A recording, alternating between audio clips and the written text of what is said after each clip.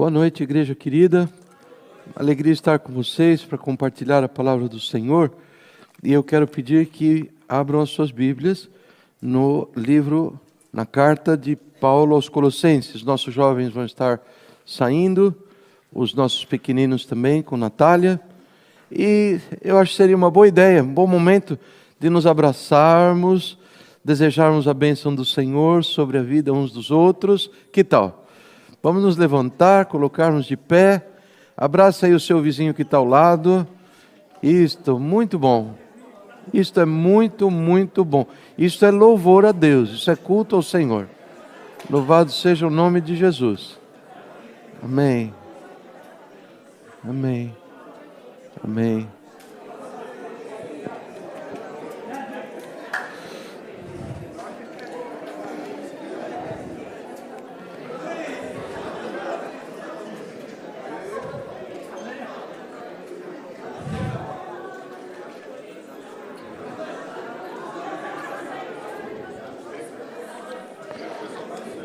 Ah, linda.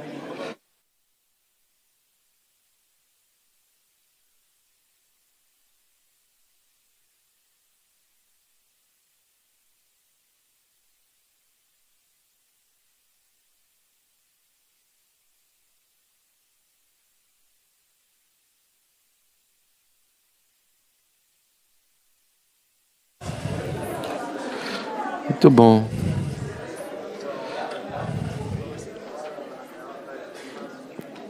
Os dois lá.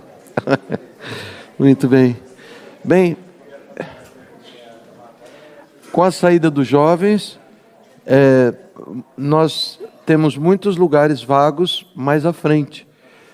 E eu entendo que, ao pedir que vocês venham mais à frente, eu entendo que eu esbarro em preferências, em necessidades de permanecer atrás.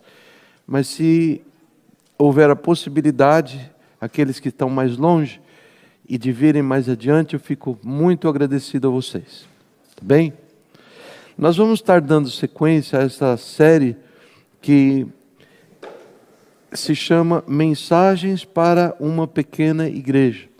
Nós vimos na semana passada que a razão de nós sermos pequena igreja, no que diz respeito ao povo da cidade de Colossos, é que eles eram de fato uma igreja pequenina. De todas as igrejas às quais o apóstolo Paulo escreveu, esta era a mais pequena de todas. E eu fiquei muito encantado com um paralelismo que existe entre os colossenses e nós. Na realidade, os ensinos são tão preciosos, são tão profundos, é ouro, como o pastor Jonas definiu hoje cedo, lá em Naranja, onde nós também estamos pregando essa mensagem. E eu fico tão feliz de saber que Deus, Ele olha para o coração. Uma vez mais, se estabelece que Deus ama os pequeninos, que Deus ama os fracos, os necessitados, e Ele se manifesta com todo o seu poder para ajudar, para atender e para ser o Deus de amor que Ele quer que nós saibamos que de fato Ele é. Espero que isso possa ser uma boa introdução para vocês. Nós viemos do texto de Colossenses capítulo 1, de 1 a 8. Eu queria me dar alguns minutinhos para colocá-lo no contexto em que nós estávamos. Esse trecho, ele destaca a alegria, eu ia dizer a alegria de Paulo, porque é Paulo quem escreve, mas Paulo está escrevendo os sentimentos e impressões e orientações de Deus para aquele povo. E ele está tão feliz porque o Senhor havia operado naqueles povo, havia operado naquela igreja, uma fé e um amor crescente pelos irmãos. Fé em Deus e amor de Deus. Na realidade, não existem muitas outras coisas que nós necessitamos para caminhar ao lado do Senhor. Não existem muitas coisas. E são duas coisas, são duas virtudes, se você quiser chamar assim, divinas. Nós não temos fé. O autor da fé é Jesus e o aperfeiçoador. A fé vem pelo ouvir a palavra de Deus, Ele nos oferece a fé, Ele nos enriquece com a fé, e tampouco temos o amor, porque Ele diz que nós devemos nos amar uns aos outros, porque o amor é de Deus. 1 João capítulo 4, versículos 7 e 8. Aquele que não ama não conhece a Deus, mas amemos uns aos outros, porque o amor é de Deus. Ele se coloca como esta fonte dessa qualidade, dessa virtude tão importante, e a igreja, ou qualquer coisa que nós venhamos a fazer sem fé e sem amor, simplesmente não fazem nenhum sentido diante de Deus. Nós aprendemos também que a graça de Deus é o fator essencial ao longo dessa carta, e nós precisamos nos lembrar que não é por esforço próprio que o homem atinge aquilo que Deus coloca aqui como sendo os seus objetivos para nós. Ele nos conta na palavra do Senhor que Ele está nos transformando através da sua graça. A graça é este favor, os favores imerecidos por nós, que Deus derrama sobre nós. É a resposta do Senhor quando nós vemos as necessidades do nosso ser e nós pedimos a Ele: Senhor, eu necessito. O Senhor disse que eu devo ser uma pessoa que seja mais calmo, que não seja ansioso, como a Rebeca colocou aqui. A tua palavra é clara, a tua lei é clara. Não andem ansiosos por coisa alguma, mas eu não consigo controlar. Senhor, me dê a sua graça. E é nesse âmbito que se cumpre aquilo que a palavra do Senhor nos ensina, que a lei do Senhor, ela funciona como um aio, como um veículo, como um condutor de nós, povo de Deus, para Ele, que é a fonte de tudo aquilo que nós necessitamos. Esse é o Evangelho do Senhor Jesus, não é o Evangelho de do's e don'ts, como diz o inglês. Não é o Evangelho faça, faça, faça, não, é o Evangelho de faça, e esta é a forma como você pode executar. A palavra do Senhor nos diz que Ele opera em nós o desejo de fazer a sua vontade, e Ele opera em nós o efetuar. A coisa se torna verdadeira quando nós o buscamos. A palavra do Senhor nos diz que, assim como recebemos ao Senhor Jesus, nós devemos continuar a andar nele. E ainda nos diz que aqueles que recebem de Deus a imensa provisão da graça e a dádiva da justiça, estes reinarão em vida por meio de um único homem, Jesus Cristo. Essa é a vida abundante que Jesus veio nos trazer. Em João capítulo 10, ele diz que veio nos trazer essa vida em abundância. Mas ela não passa a existir na minha existência ou na sua, porque nós desejamos, ou porque nós façamos força, ou cursos, ou tenhamos diplomas. Ela é operada no coração daquele que o busca humildemente ao pé da cruz e que clama por graça, e Deus faz em nós a sua obra. Será que isso ficou bem entendido de todos?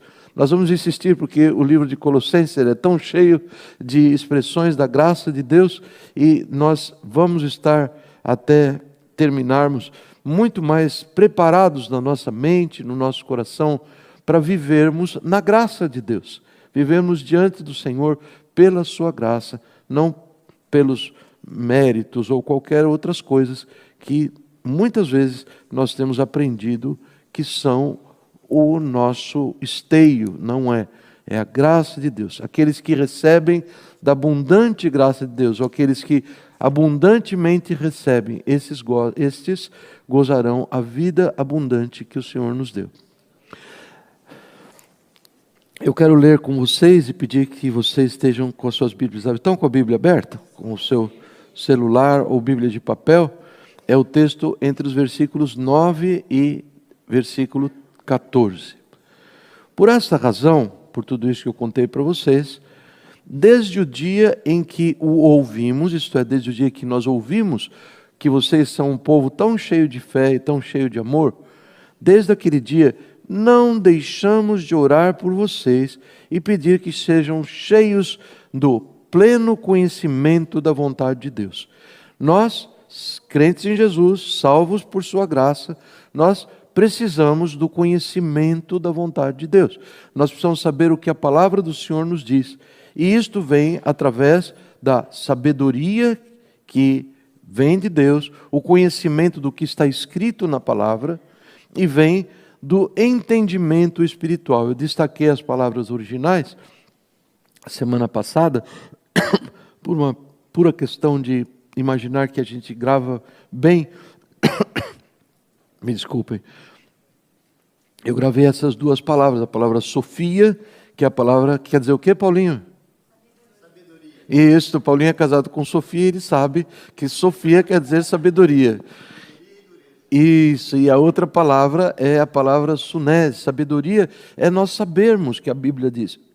Não quer dizer necessariamente ser uma pessoa, um estudado, um conhecedor, que sabe com quantos anos morreu Matusalém, coisas do tipo assim. Não é uma cultura bíblica. É nós sabermos que Deus nos deixou a sua palavra e nós sabemos onde se encontram ou como ela opera na nossa vida.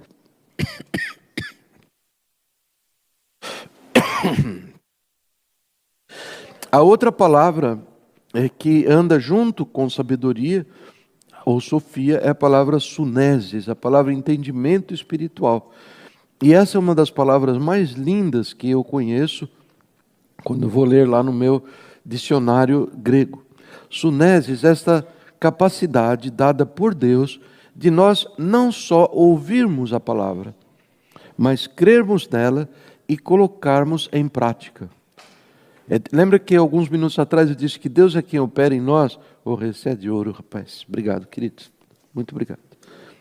Estão servidos, irmãos? Se der um pouquinho cada um, não vai sobrar nada para mim. Então,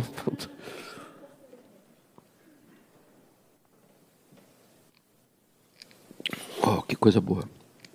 Muito bem.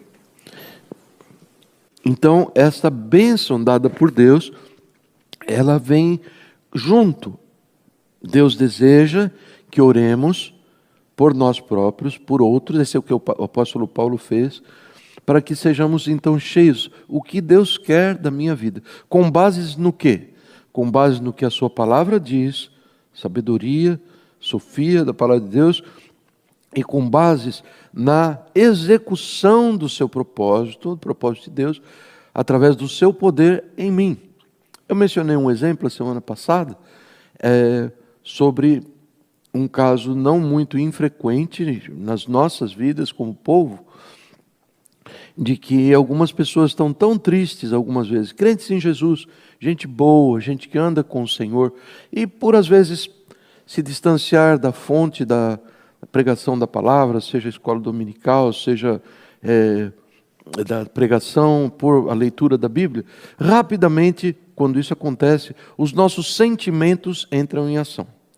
Sentimento é uma coisa complicada, às vezes, é ótimo, muitas vezes, mas ter sentimentos sobre aquilo que nós fazemos.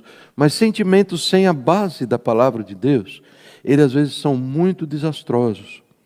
Eu sei desse caso, viver bem próximo desse exemplo, de uma pessoa que há 28 anos, ela não perdoava uma pessoa, no caso um médico que operou o seu irmão, o irmão faleceu e ela não se conformou, ela trancou o relacionamento e ela vivia uma vida miserável, estava se cumprindo nela, já pensaram, 28 anos é uma vida, e essa senhora na cidade de Uberlândia, por onde eu estava passando nessa época, ela teve essa tristeza de trancar o seu coração de tal maneira, e ela estava experimentando aquilo que Jesus diz na sua oração do Pai Nosso, oração dominical, que nós devemos perdoar, pela graça de Deus, aqueles que nos ofendem, porque se nós não perdoarmos nem tão pouco, o Pai Celestial vai perdoar as nossas ofensas.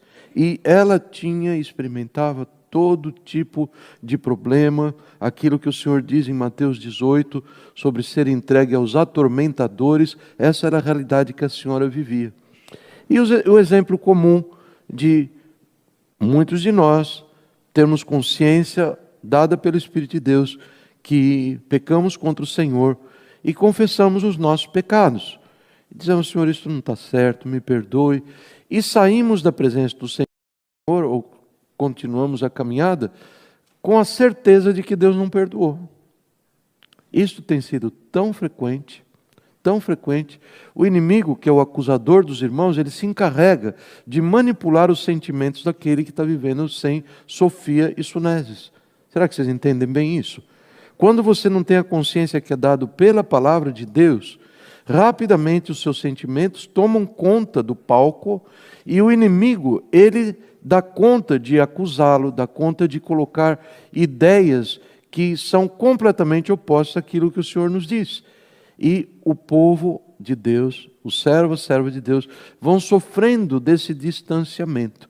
Muito importante que nós saibamos a importância de pedir ao Senhor o conhecimento da sua vontade e que Ele nos dê sabedoria, alimentarmos-nos da palavra de Deus pregada, ensinada, e nos dê a capacidade de executar a sua palavra. Será que ficou bem claro isso para os irmãos? Sim, bem claro? Vamos buscar a graça de Deus para conhecermos a sua vontade. Buscar a graça de Deus para o quê? Primeiro, conhecermos a sua vontade, com toda sabedoria que a sua palavra nos dá e tendo a capacitação dada pela graça de praticarmos a palavra de Deus.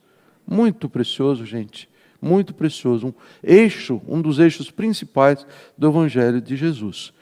E ele segue versículo 10.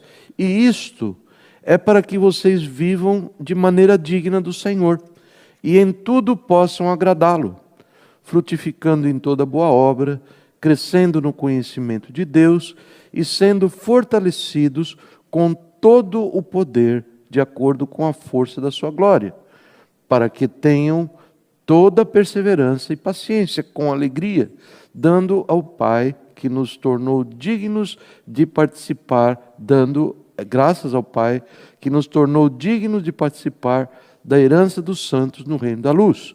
Pois Ele nos resgatou do domínio das trevas e nos transportou para o reino do Filho do seu amor, o reino do seu Filho amado, em quem temos a redenção, a saber, o perdão dos pecados. Ele dá aqui no final, esse versículo precioso, final, 13 e 14, ele nos dá a nossa posição em Cristo.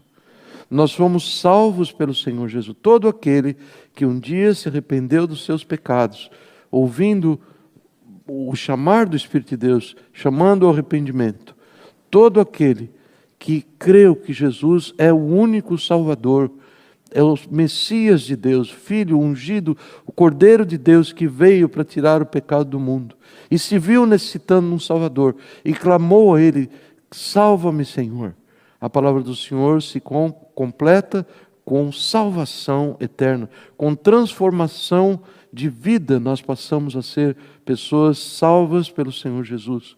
E Ele diz aqui, isto é o que nós somos, resgatados do domínio das trevas em que estávamos antes, e agora transportados para o reino do seu Filho amado. E nele nós temos a redenção, isto é, o perdão. Vocês veem que há diante dessa posição tão gloriosa e a realidade que nós vivemos, vocês veem que há um hiato, uma diferença. Veja só, Ele nos chamou para vivermos uma vida de glória. Ele nos resgatou do domínio das trevas. Mas não é verdade que as trevas às vezes estão presentes na nossa mente, nas nossas palavras e nas nossas ações? É verdade ou não? Não é verdade que Ele diz, nós temos a redenção, isto é, o perdão do pecado, mas não é verdade que não poucas vezes nós andamos sem termos a consciência de que Deus é o Deus que nos perdoa os pecados porque nos apartamos da sua palavra? É verdade ou não? Nós estamos vendo uma coisa muito importante. Isso foi resumido por alguém, eu não sei quem foi, mas com muita sabedoria, esta pessoa, esse servo de Deus, eu suponho, disse assim: no passado, Deus nos livrou da condenação do pecado. Eu vou pular o presente. No futuro, Ele nos livrará da presença do pecado. Não vai ter pecado no céu. E no presente, Ele nos livra do poder do pecado. E de uma certa forma, algumas vezes mais, algumas vezes menos, eu sinto de perto na minha vida a força que não é pequena, do poder do pecado. Eu sou induzido a desejar coisas ou fazer coisas, sentir de maneiras que são contrárias à vontade do Senhor. E Deus está trabalhando em mim, Deus está trabalhando em você, que passa pela mesma situação, que vai dizer todos os crentes aqui presentes. Ele está nos dando, Ele está nos fazendo conhecer da sua graça, para que nós tenhamos vitória sobre o pecado. É para isso que nós vamos passar 150 anos de vida nesse planeta. Nossa vida terrestre, que vai ser ao redor de 150 anos, né? Nós conhecemos bastante pessoas com essa idade, né? Uns vivem menos, não é? E outros vivem mais. Esse é o tempo presente em que nós recorremos ao Senhor Jesus, que foi tentado a respeito de tudo que nós somos tentados. Eu vou ler mais tarde esse versículo para vocês, e que ele diz: venham a mim, busquem graça de mim, vivam da minha graça, eu lhes dou misericórdia quando vocês pecarem, eu perdoo os seus pecados. Busquem a graça para não pecar, busquem a graça para crescer na minha palavra. Mas tem esse hiato, tem essa diferença. E Deus está trabalhando em mim, trabalhando em você, para que nós levemos a sério a palavra dEle. Para que nós ouçamos da importância que tem a oração, a importância que tem o ouvirmos a palavra do Senhor, e peçamos a Ele: Senhor, eu preciso de suneses, eu sei que isso é bom, eu tenho sabedoria, eu tenho sofia de saber que essas coisas são boas, mas eu preciso da prática disso. Isto é muito mais eficiente. Aliás, eu creio que é a única coisa eficiente quando nós comparamos com tomadas de posição. Eu vou fazer um controle de mim mesmo, eu vou procurar. Não é assim que o Senhor opera. É verdade que o Senhor nos fala muitas vezes sobre nós dedicarmos, consagrarmos a nossa vida. Mas toda consagração, ela só é abençoada. Senhor, eu quero me consagrar a ser mais sensível às necessidades dos pobres e necessitados. Isso é uma consagração? Parece agradável aos olhos de Deus? Se é tocado pelo Senhor, sim ou não?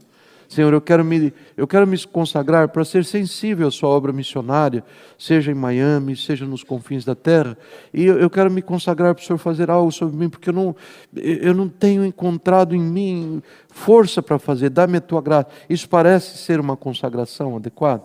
Eu estou falando de coisas que são a vontade de Deus. Estou falando de orarmos segundo a sua vontade de Deus. E como é que Ele ouve quando nós oramos segundo a vontade dEle? É pela graça, é pela suneses, a capacidade que Ele nos dá de executarmos a sua vontade. Eu vou fazer uma pergunta bem aberta, assim para ter uma ideia sobre vocês. Quanto tem experimentado, no passado recente ou muito tempo atrás, uma área da sua vida, uma situação em que você foi convicto pela palavra de Deus? Isso não está certo na minha vida, isso não está certo. Quantos já foram surpreendidos por situação assim? Isso é o trabalho do Espírito Santo de Deus. Ele é o que nos convence do pecado. Convencer do pecado, às vezes precisa convencer, né? A pessoa está tão convicta, ela aprendeu de tantas fontes erradas, ela aprendeu de tantas tradições que não tem nada a ver com a palavra de Deus, que o Espírito Santo de Deus, paciente, bondoso, Ele quer nos convencer, Ele deseja e Ele faz nos convencer do pecado. Ele nos faz ver a justiça que virá sobre aqueles que não se arrependem dos seus pecados e do juízo que virá. Então esse é o trabalho do Espírito Santo de Deus. Eu fico contente de ver que muitos de vocês têm sido nesse processo, nesse tempo presente, em que o Senhor está nos dando vitória sobre o pecado, que vocês estão caminhando no caminho certo e correto. Quantos que responderam afirmativamente, que poderiam dar testemunho e dizer assim: eu orei por essa questão, estava tão além daquilo que eu podia fazer, mas sabe de uma coisa? Deus me deu a vitória. Deus me deu a vitória sobre essa questão. Quantos estão aqui que podem ver isso? Olha que coisa linda. Deus nos dá a vitória quando nós levamos a Ele em consagração e clamamos pela sua graça. A minha intenção é voltar para esses 5 itens na semana que vem.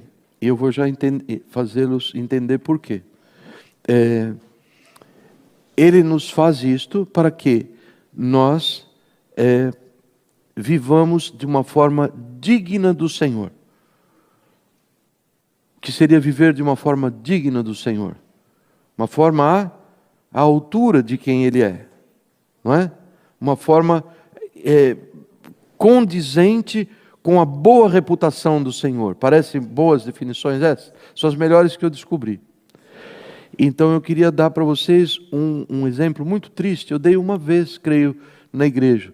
Ocorreu, eu creio que já alguns bons 20 anos atrás.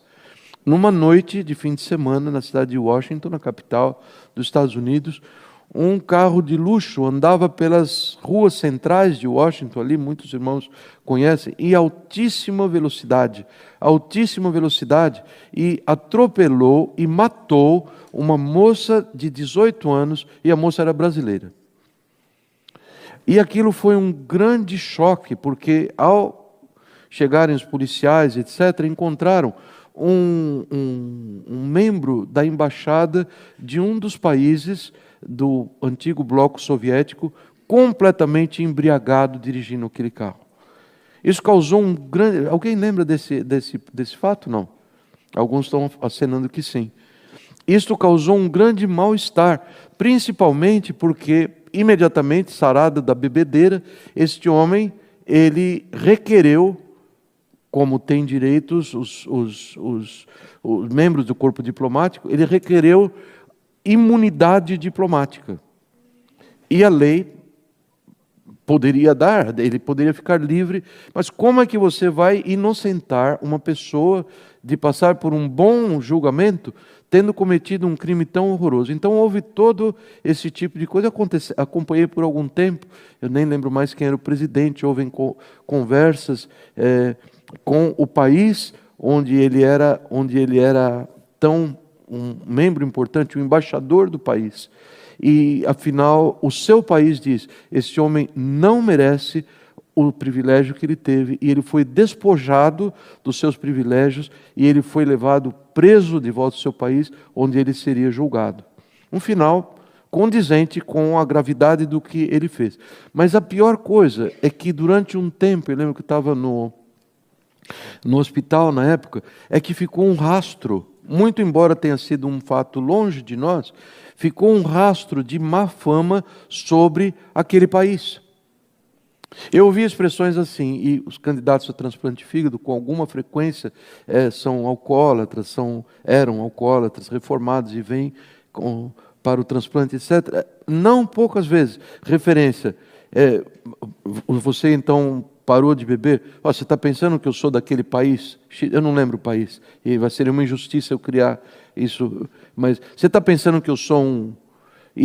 Não, quem bebe mesmo... Então, não levou muito para que aquele incidente manchasse a reputação desse país, como se falou por algum tempo a respeito desse país, como se fosse um país onde só existiam bêbados. Por que isso? Pela forma... a forma indigna como um homem em alta posição ele se portou. Agora a palavra nos diz: vocês são povo de Deus, vocês são geração eleita, vocês são, me permitam, embaixadores do Deus Altíssimo. Agora o Senhor está querendo trabalhar conosco, nos livrar do poder do pecado, para que sejamos bons embaixadores. Embaixadores que não manchem o seu nome, embaixadores que não tragam descrédito ao nome do Senhor, e embaixadores que, ao ouvir que você é um crente de Jesus, diz: puxa, eu já estava adivinhando pelo comportamento dele, eu vejo a evidência de Jesus na vida de tal pessoa. Então este é o objetivo de Deus, em trabalhar em nós. E Ele desfia no que consiste isso. Ele diz: olha, gente, você quer ser um bom embaixador de Deus? É isso que Ele quer fazer em vocês. Que vocês frutifiquem em toda boa obra. Isto, no meu melhor entendimento, tem a ver pessoas que vivem produzindo em suas vidas o fruto do Espírito: amor, alegria, paz, amabilidade, bondade, fidelidade, mansidão, humildade. Pessoas que vivem transpirando as características de Jesus. E também tem a ver com o fruto da obediência ao Senhor naquilo que Ele diz respeito a levarmos outras almas ao Senhor Jesus. Frutos. frutos para a glória do Senhor. Segunda coisa, é uma pessoa, você vai ser uma pessoa que vai crescer no conhecimento de Deus, vai saber mais e mais de Deus. A coisa é mais ou menos assim, quando você começa um relacionamento, quando eu comecei a prestar atenção na Débora, nós estávamos estudando na mesma escola, e eu ficava achando assim tão interessante, e o jeito que ela se vestia, o jeito que ela se portava, parece que ela tinha saído do livro dos meus sonhos. Ela sorria do jeito que achava que deve sorrir, ela até se vestir, ela vestia, tinha um sapato que era verde com cor de abóbora e azul turquesa, eu achava ótimo, né? Eu achava maravilhoso, verdade, é verdade. Um dia ela entrou na classe, o professor olhava para ela e disse, uau, parece uma arara, porque era tanta cor. Eu achava lindo, todas aquelas coisas, ainda acho maravilhoso. Então, mas isso não bastava para que se desenvolvesse um relacionamento. É verdade ou não? Então, foi necessário que nós passássemos a nos conhecer melhor uns aos outros. E ao conhecê-la, tudo que eu fui conhecendo eu achava bom. Então, as coisas foram muito boas. No que diz respeito ao nosso Senhor, é igual. Nós conhecemos algumas coisas. Nós temos certos chavões na mente, certas formas de pensar. Mas eu queria alertar a nós todos, povo de Deus, que se as coisas que nós sabemos sobre Deus, elas não são renovadas pelo conhecimento da palavra, pelo conhecimento progressivo de Deus, aquilo cai num lugar comum e tudo parece meio sem graça. Você já se viu repetindo certas frases, ou já viu certas pessoas repetindo certas frases evangélicas, certas frases da Bíblia, que elas estão secas, elas estão desprovidas de vida do Senhor? Porque a presença do Senhor é absolutamente necessária para vivificar a sua palavra. Como nós cantamos, sua presença é o meu prazer. Deus dá prazer ao povo de conhecer. Terceira coisa, Ele nos fortalece à medida que Ele vai nos livrando do poder do pecado, nos fortalece, Ele diz, com todo o poder. Que poder? Poder de Deus, poder de acordo com a força da sua glória.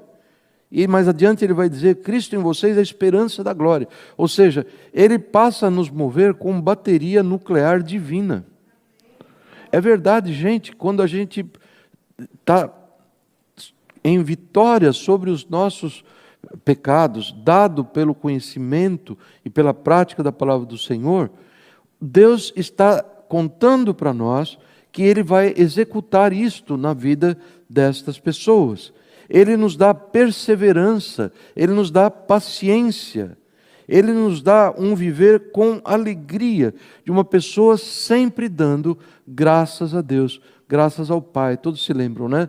Esta é a vontade de Deus, que sejamos o quê? Agradecidos, né? Sejam gratos ao Senhor. Como a palavra aprecia, como demonstra a apreciação de Deus pelo nosso aprovar de Deus. Uma pessoa que está agradecido, ele está aprovando a Deus. Eu te aprovo, Deus, é verdade, o Senhor está fazendo aquilo que é bom. Então, todas essas coisas constituem o plano de Deus em nos dar vitória sobre o pecado. E eu disse para vocês que eu vou virar essa página e deixá-la para outra semana, porque eu gostaria de parar com mais tempo em cada uma dessas virtudes e desafiar os irmãos, ou me desafiar a mim mesmo, a buscarmos de todo o coração aquilo que o Senhor tem para nos dar. O problema que me impede de dar sequência a um estudo mais profundo sobre essas virtudes que eu tenho chamado, é que eu creio que existe entre nós temos passado por momentos, eu tenho passado por momentos, a minha igreja tem passado por momentos de falta de apetite por esse estilo de vida. Se ouve falar sobre Deus, o objetivo dele é que nossa vida seja para agradá-lo em todas as coisas, não toca as minhas emoções. Ouve falar que o Senhor, Ele quer que vivamos de uma forma digna, que demos frutos. A mim pouco me importa, estou vivendo amor, alegria e paz, eu quero mesmo resolver os problemas do meu trabalho, quero resolver as minhas deficiências físicas, buscarmos nele toda a força, todo o poder. Não, eu busco o gerente do banco, eu vou lidando com as coisas, com os desafios da terra, desafios que o mundo apresenta a mim, eu vou apresentando respostas terrestres para eles. Eu vou vivendo do jeito que for. Teve uma discussão com o marido, eu faço uma comida gostosa, está tudo resolvido. E nós temos deixado, nesse estado de enfermidade, nós temos deixado de recorrer à fonte que é o Senhor. Este é um grande problema do povo de Deus. Tem sido ao longo da história do povo de Israel, tem sido ao longo da história da igreja ao longo desses 2000 anos, e nós nos encontramos no limiar da apostasia, e nós vemos um povo apenas interessado, ou particularmente interessado, ou a maioria do tempo interessado nas coisas desta vida. Amados, isto é uma revelação pela qual nós temos que ter um grande interesse, de que nós temos algo que Deus considera uma enfermidade, mas esse não é o fim da história, que Deus quer sarar esta enfermidade. Então, antes de falar sobre, que coisa gloriosa, Deus pode me dar coisas grandes, maravilhosas, para a sua glória, para exaltar o seu nome, para ter poder sobre o pecado, para dar muitos frutos, etc. Nós precisamos reconhecer, Deus, eu não estou interessado nessas coisas. E a bondade do Senhor diz assim, eu sei, filho querido, e é por essa razão que eu estou trazendo esta palavra, para dizer para você qual é a cura do seu estado. Este é o amor de Deus por nós. Este é o amor de Deus para nos dar o convencimento do pecado, da justiça e do juízo, como a gente mencionou, mas não parar nesse ponto. Ele estende a sua mão e Ele dá salvação, Ele dá libertação, e é sobre isso que eu quero falar. Nessa noite me pareceu apropriado falar para vocês sobre o que é que vai me livrar e vai livrá-lo da indiferença e da falta de apetite de querer se parecer com Jesus, de querer andar como Jesus, de querer falar como Jesus, de querer viver e de tal maneira que a minha alegria seja o deixá-lo feliz, porque não existe outro plano que Deus tenha feito para nós, não existe outro plano. É bem verdade que existe todo um tratamento que Deus faz conosco, paralelo, em nos conceder coisas boas. Mas este não pode ser visto como sendo objetivo de Deus para mim e para a sua vida. O objetivo de Deus principal é nos tornar pessoas que estão felizes porque estão conscientes de que o seu grande chamado é viver para alegrar o coração de Deus. Por que eu quero isso? Eventualmente, quando Ele me abençoa, quando Ele nos dá situações de livramento, quando Ele nos mostra o seu grandioso poder, nós paramos e olhamos, e o Senhor não quer que nós paremos nesse ponto, diz assim, uau, então primeira situação impossível eu já sei para que lado correr. Não é tão prático assim. Existe um romance que Deus deseja despertar no nosso coração. Existe um romance muito parecido com aquela situação onde o servo de Abraão vai e ele leva, e ele vai falar do seu senhor, Isaque. Ele estava buscando uma noiva para Isaque, e ao perceber Rebeca e sua família, ele mostra as joias do seu senhor. Ele mostra, veja como meu senhor é rico, como ele é maravilhoso. É uma ilustração lá da pré-história, não é pré-história, isso é no Velho Testamento. Isto encantou o coração de Rebeca. Alguém que seja tão abençoado como esse homem deve dar um bom marido para mim. E lá foi ela, para nunca mais voltar para a sua terra. Ou seja, esse encanto que o Senhor quer nos dar ao nos livrar de grandes situações. Nós estamos pontilhados, esse auditório está pontilhado de pessoas que têm provado o grande poder de Deus. Veja o testemunho da Rebeca nessa noite. Alguns vão dizer, isso é sorte, foi a dermatologista. Não, amados, isso é Deus mostrando, eu uso, eu faço, eu conduzo. Vejam como eu sou bom. E a palavra do Senhor nos diz isso, que essa bondade dele, ela nos convence de que andar de outra maneira, que não seja buscando a sua glória, buscando a sua alegria, não é digno. Andar de outra maneira é andar em pecado. Ele quer nos desviar dessa rota de buscarmos a Deus só para termos coisas. Ele quer que nós continuemos a pedir coisas. Ele quer que nós o vejamos como sendo o provedor de trabalho, de melhora de emprego, de saúde, de melhora de relacionamento, todas essas coisas. Mas, na verdade, você, ainda que não saiba, e agora vai saber, você está buscando o tesouro que é Cristo. Ele é o grande tesouro. Ele é o anseio. Os profetas antigos nos dizem que Ele é o desejado das nações. É isso que o seu ser deseja. E o mundo está nos dando provas dessa verdade quando nós olhamos para o lado negativo das coisas. O número de pessoas, quer andavam com o Senhor antes ou não, que tem recebido tantas bênçãos, seja de saúde, seja material e etc., e que tem vivido vidas miseráveis. Por que razão? Porque não existe a fonte da alegria que é o Senhor Jesus na sua vida. Não existe. A tua felicidade não está em ter coisas ou ter pessoas. Ele é a fonte. E quando, de Jeremias capítulo 2, quando nós descarrilhamos daí, nós entramos por um evangelho que não é evangelho, é uma conduta mundana disfarçada de evangelho. O Senhor olhou para aquele povo em Jeremias capítulo 2 e disse assim, esse meu povo cometeu dois crimes, duas coisas horrorosas. Primeiro, eles deixaram a mim, a fonte de águas vivas. E segundo, eles foram cavar para eles cisternas rotas que não retêm águas. Ou seja, abandonaram o que é bom para buscar aquilo que não é bom. E nós, irmãos queridos, estamos nesta linha. Existe um dos best-sellers cristãos, eu creio que foi escrito uns 8 anos atrás, por um pastor muito agradável de se ouvir os seus sermões. O nome dele é John Piper. Ele escreveu esse livro que foi um grande best-seller, When I Don't Desire God. Quando eu não tenho desejo de Deus. E o livro é tão bom, eu não li, mas existe em áudio, e eu praticamente ouvi todo o livro.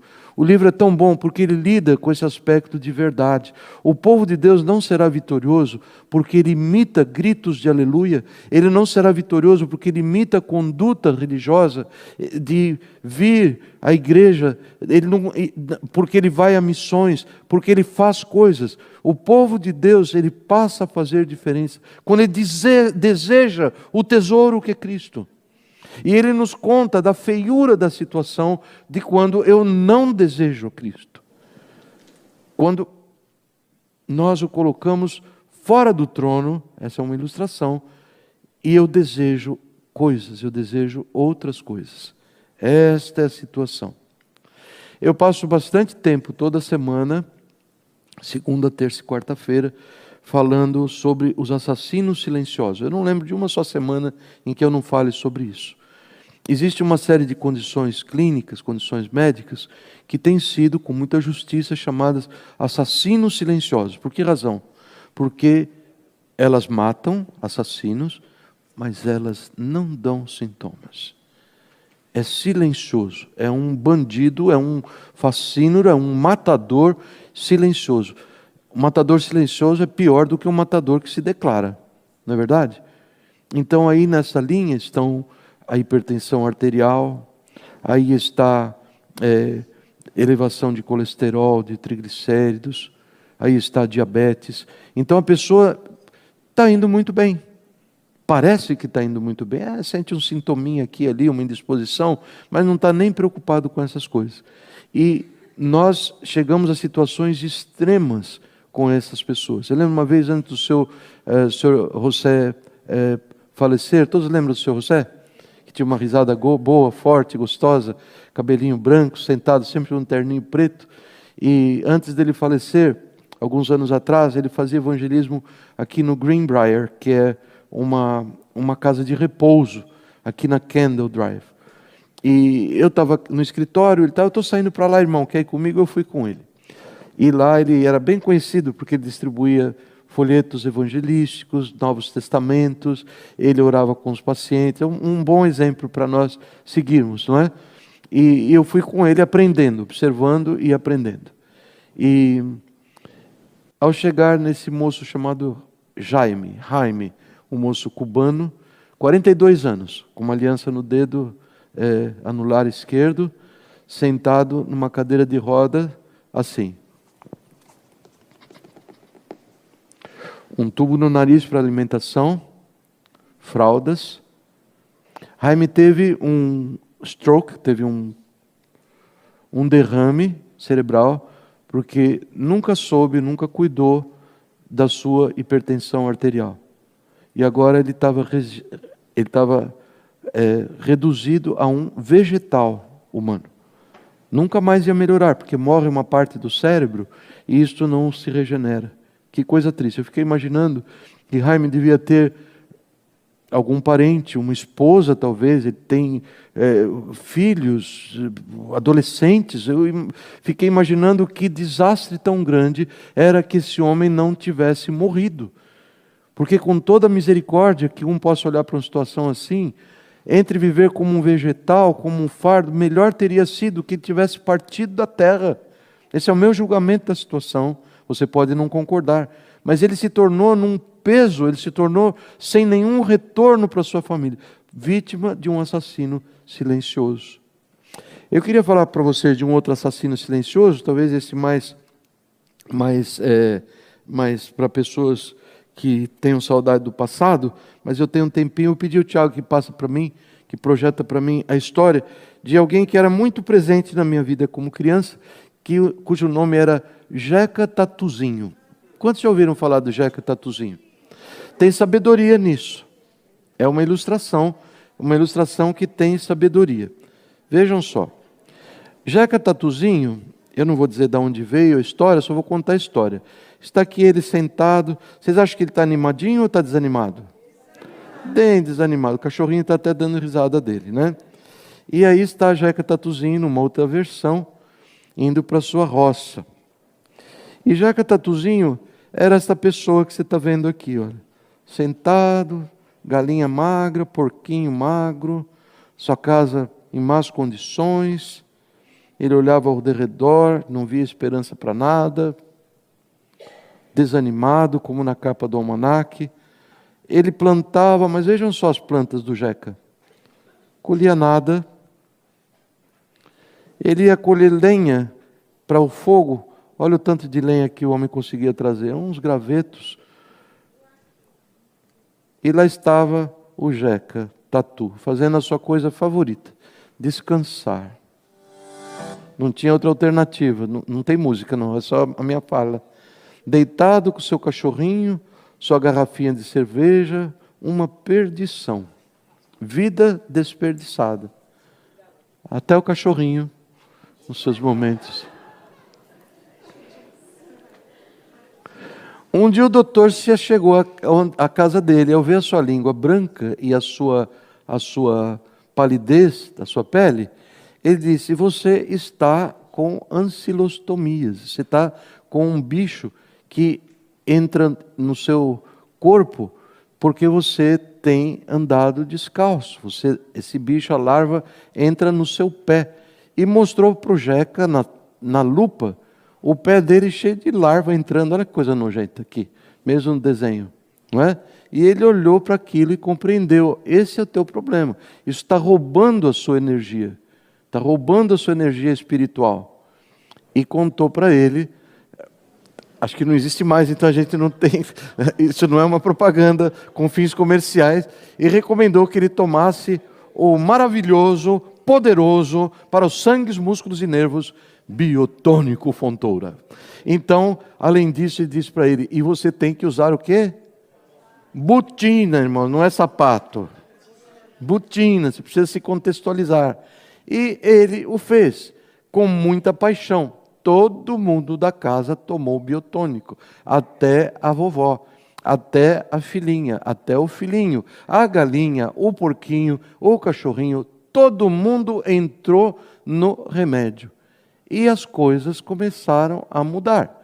De um jeca desse tipo, ele passou a ser um homem que ia com o machado e cortava lenha e cortava árvores grandes e voltava para casa com um feixe muito maior do que costumava voltar antigamente.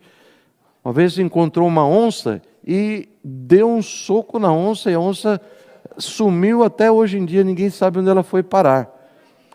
E ele segue lavrando a sua terra com uma nova disposição, uma nova alegria, algo diferente começou a aparecer no corpo dele. Veja a família dele, a senhora Jeca, a senhora Tatu, como você preferir, e os animaizinhos, todos de botina, todos, o pato, o porco, o galo, a galinha, a criancinha, todo mundo teve que entrar na ordem, ok?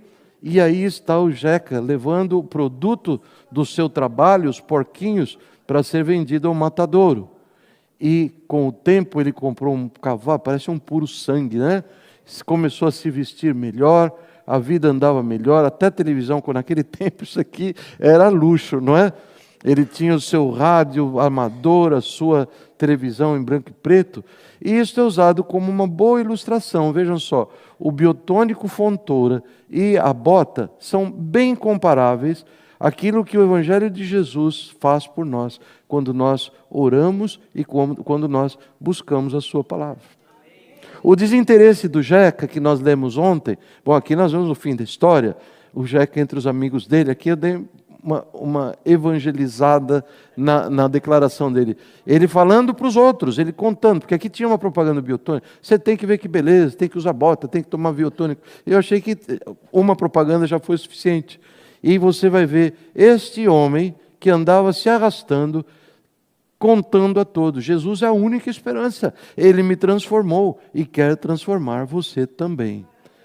Que coisa tão clara, não é? Que Deus transforma o seu Evangelho, um homem que está andando assim, por causa deste problema, e ele transforma dando o remédio corretamente. Correto. Eu tenho a impressão que no meu otimismo, eu não calculei bem o tempo, mas eu gostaria de voltar na semana que vem e contar para os irmãos uma história muito impressionante. Eu não conheço história melhor. Eu já a conhecia na palavra do Senhor e Débora indicou para mim: olha, tem uma pregação tão bem feita sobre esse tema, e eu a ouvi, eu meditei, e eu queria repartir com vocês na próxima semana a história de Acã. Dentro desse contexto. Sabe por quê, irmãos?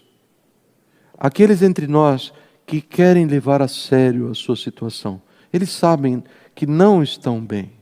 Não está vivendo um momento que ele pode dizer com alegria: Deus é o meu tesouro. Sabe que a mente está dividida entre coisas. Sabe que toda essa má consequência tem rolado para dentro do seu quintal. Nós sabermos sobre como Deus lida com uma situação assim ajuda muito o nosso coração. E Ele nos mostra uma coisa muito interessante.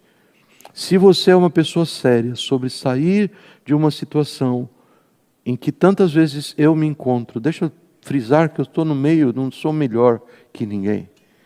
Se você está realmente interessado em conhecer mais sobre a graça de Deus e sair para o lado vitorioso da vida que Jesus prometeu para nós, você tem que levar a sério a maior causa da derrota, que se chama o pecado oculto. Eu vou deixar isso para a semana que vem e falar sobre a história de Acã, na esperança de que o Senhor enriqueça o seu coração. Se olhar para a palavra do Senhor, você vai abrir em Colossenses capítulo 1 e você vai ver que distância, ou igual algumas pessoas eu tenho feito: Senhor, o que houve com o ouro? Tudo se escureceu, ficou pálido. Onde estão aqueles bons dias? Onde estão aqueles dias de cântico? Onde estão aqueles dias de despertar feliz. Onde estão, Senhor, eu desejo no meu coração. O Senhor deseja produzir este anseio no meu e no seu coração. O anseio pelas águas. Lembram, tem um corinho tão lindo, baseado num dos Salmos. Diz, como a corça anseia pelas águas, assim também desejo eu. O Senhor é a alegria das nossas vidas. Não se deixe iludir. O pecado entra, o pecado toma espaço,